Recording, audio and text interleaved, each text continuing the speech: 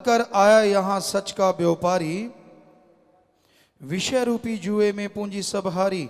हो सच्चा ना व्यापार किया, स्वासा धन सब छार किया।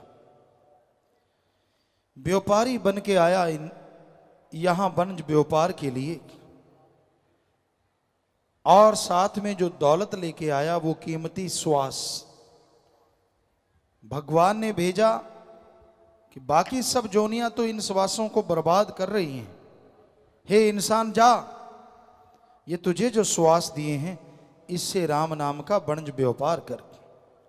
जितना करेगा जीते जी सुख मिलेंगे और मरणोपरांत आवागमन से आजाद हो जाएगा, मालिक के कृपा पात्र बनेगा।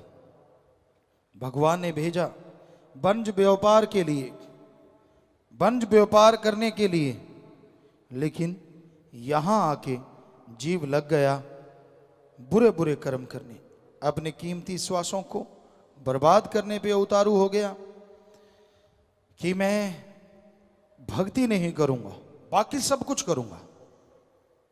और जब तक भक्ति नहीं करेगा सुख कहां से मिलेगा। भक्ति करना जरूरी है, भक्ति के बिना सुख नहीं मिलता।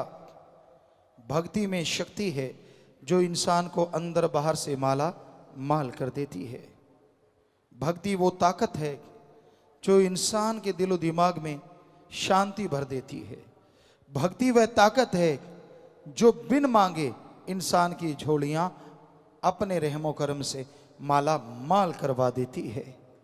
भक्ति में वो शक्ति है जो भगवान के दर्श दीदार इस गंदी मृत्यु लोक में करवा देती है।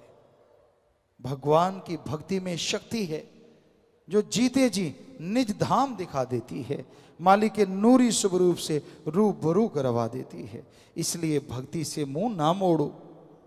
आपकी किसी से नहीं बनती, कोई बात नहीं। किसी की बात अच्छी नहीं लगती, चलो कोई बात नहीं। भगवान की भक्ति करो, क्योंकि वो आपके लिए अच्छी भूमि तैयार करेगा, वो आपके लिए अच्छा बेस बनाएगा जिस पे चल के आप खुशियों से माला माल होता जाएगा। इसलिए भगवान की भक्ति करना अति जरूरी है। इसी के लिए ये कीमती श्वास दिए। इन श्वासों को मालिक की याद में, प्रभु की भक्ति में लगाओगे तो ये कीमती श्वास आपके जीवन में खुशियां भर देंगे, आपके घर परिवार में रहमो करम से माला माल कर देंगे।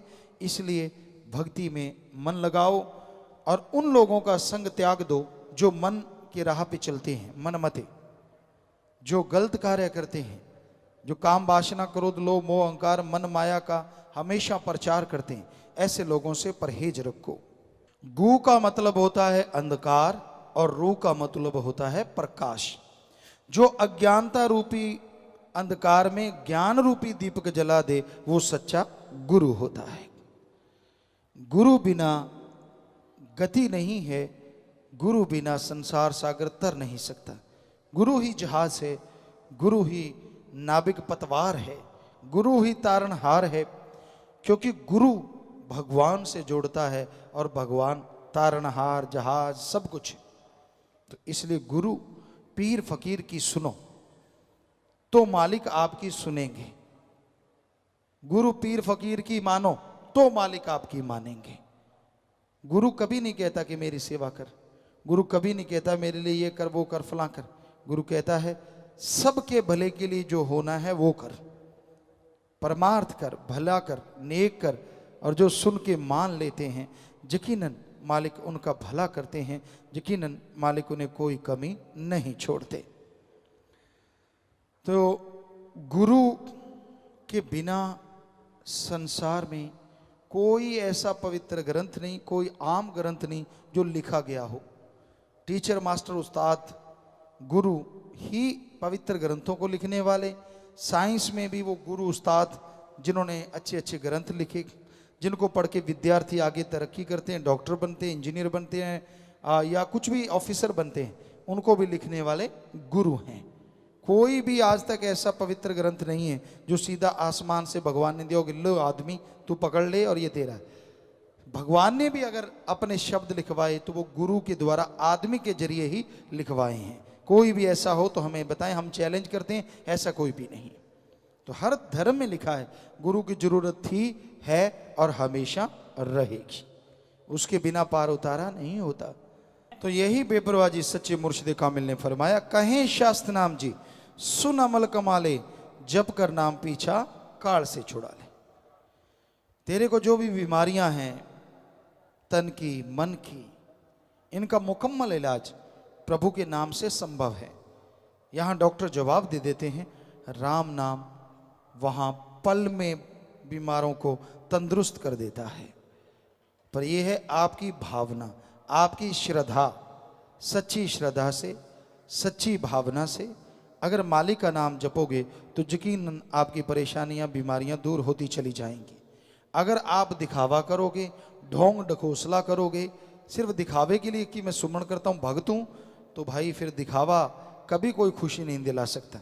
इसलिए भावना से, सच्चे दिल से आप मालिक का नाम जपो, सेवा करो, तो मालिक की कृपा के काबिल बन सकते हैं।